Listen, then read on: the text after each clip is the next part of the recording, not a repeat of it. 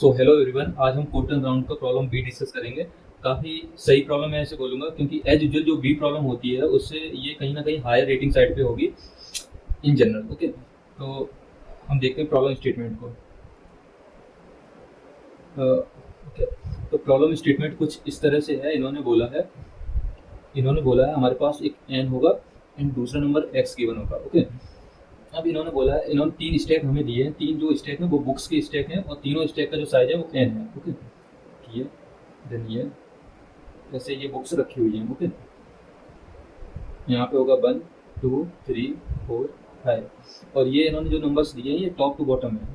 Okay, ये जो number हैं वो टॉप एलिमेंट को रिप्रेजेंट कर रहे हैं, ये बॉटम वाले को इस डायरेक्शन में स्टैक है। ओके, तो इन्होंने बोला है ये जो नंबर हैं वो बुक्स की डिफिकल्टी को रिप्रेजेंट कर रहे हैं। ओके, तो अगर मान लो ये जो बंदा है टेंजेंट, उसका इनिशियली जो नॉलेज होगा वो हो रहेगा 0।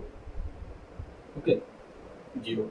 जब वो ये बुक पढ़ेगा जो टॉप ऑफ द स्टैक होगी और उस पर डिफिकल्टी अगर 1 है तो उसका जो फाइनल नॉलेज होगा वो 0 और बिटवाइज और विद 1। तो इसका जो आंसर आएगा 1। तो वो फाइनल इसका नॉलेज हो जाएगा इस बुक को रीड करने के बाद। तो बेसिकली जो बुक वो रीड करेगा उसके साथ हमें उसकी करंट नॉलेज का और बिटवाइज और करना है। फिर जो फाइनल आंसर आएगा नॉलेज का वो उसका फाइनल नॉलेज होगा उस बुक को रीड करने के बाद। ओके, तो प्रॉब्लम स्टेटमेंट बस इतनी सी है कि हमें चेक करना है कि एट एनी स्टेज क्या उसका जो नॉलेज का लेवल है वो इस एक्स के बराबर होगा कि नहीं। और बुक को रीड करने की कंडीशन सिर्फ यही है, हम top of the stack he book उठाएंगे। अगर हमने ये बुक पढ़ चुके हैं तो इसे यहाँ से टॉप से रिमूव कर देंगे, फिर 2 को पढ़ेंगे, फिर 3 को पढ़ेंगे। ओके, जो बुक पढ़ लेंगे उसे हम हटा देंगे स्टैक के टॉप से। ओके, तो ऐसे इसी तरह से 3 स्टैक हैं, आप बना सकते हैं ये तीनों स्टैक। अब हम देखते हैं प्रॉब्लम को कैसे अप्रोच करेंगे। ओके, तो बेसिकली एक बिटवाइज ऑपरेटर की एक बेसिक कंडीशन है, लाइक अगर हम ए एंड बी का और करते हैं तो जो ये और आएगा इसका result greater than equal to होगा max of A comma B.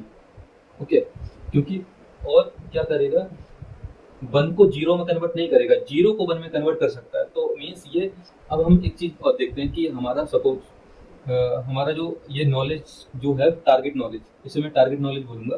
Target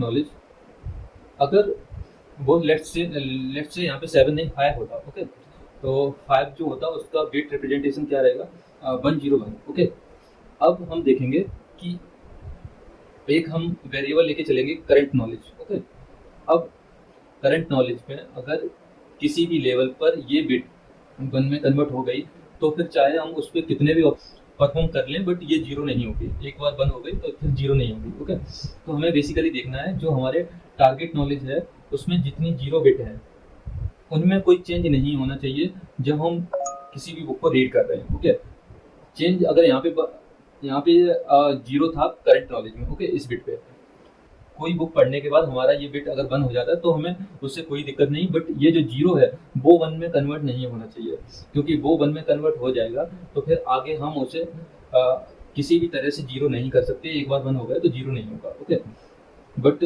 0 से 1 हो सकता है बिटवाइज और में। ओके, तो बस वही आपको चेक करके चलना है कि कहीं पे हमारा करंट नॉलेज में कुछ बिट सेट बिट में तो कन्वर्ट नहीं हो रही जो ऑलरेडी हमारे टारगेट नॉलेज में उन बिट की वैल्यू 0 है।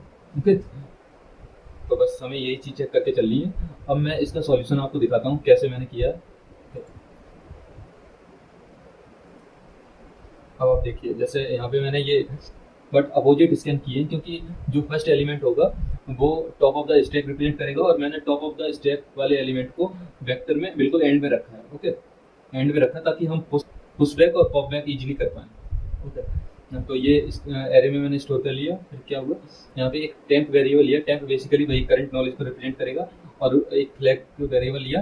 अगर ये कहीं पर ट्रू हो जाता है दैट मीन्स हमें हमारा आंसर मिल चुका है और हम लूप को ब्रेक कर देंगे। ओके, तो हमने लूप स्टार्ट किया यहाँ से एक ये काउंट मैं बताऊंगा बाद में किस लिए लिया है। तो हम देखेंगे क्या जो पहला एरे है उसका साइज कहीं 0 तो नहीं है। अगर 0 नहीं है तो हम चेक करेंगे क्या जो हमारा टारगेट नॉलेज है उससे हम इसके टॉप ऑफ एलिमेंट का अगर और करते हैं तो वो उसी के बराबर आना चाहिए। अगर उससे ग्रेटर आ गया तो क्योंकि तो उसका मतलब है कोई सी हमारी 0 बिट सेट बिट में कन्वर्ट हुई है। ओके, तो वो हमें चेक नहीं करनी, ग्रेटर वाली कंडीशन चेक नहीं करनी, बस इक्वल टू लेके चलेंगे। अगर इक्वल टू है तो हम उसे कंसीडर करेंगे, कोई प्रॉब्लम नहीं उससे। तो हम क्या करेंगे, जो करंट नॉलेज है उसमें और कर लेंगे इस एलिमेंट का और उसे पॉप कर देंगे।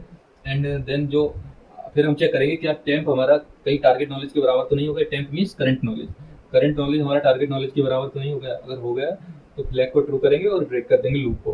ठीक है, सिमिलरली वही चीज़ हम सेकंड एरे में भी देखेंगे। Second array means second stack, और वही चीज़ थर्ड स्टैक में देखेंगे। ओके, अब काउंट को मैंने इसलिए रखा है कि अगर कहीं कोई ऐसा इटरेशन आया जहाँ पे हम टॉप ऑफ द एलिमेंट जो है तीनों स्टैक में, उन तीनों को ही कंसीडर नहीं कर रहे हैं, क्योंकि वो तीनों हमारी किसी ना किसी बिट को 1 में कन्वर्ट कर रहे हैं, सेट बिट में कन्वर्ट कर रहे हैं, जो कि ऑलरेडी 0 थी इन द टारगेट नॉलेज।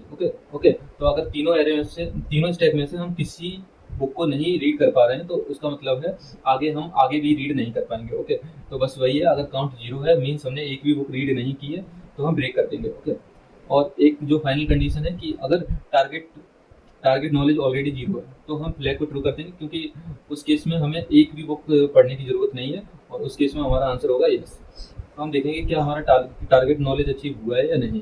तो अगर फ्लैग ट्रू है तो मीन्स हम टारगेट नॉलेज को अचीव कर पाए, अदरवाइज नहीं। तो बस ये इतना सॉल्यूशन है, इजी सॉल्यूशन है। बस आपको एक बार समझने की जरूरत है कि बिट वाइज और कैसे काम करता है। ओके।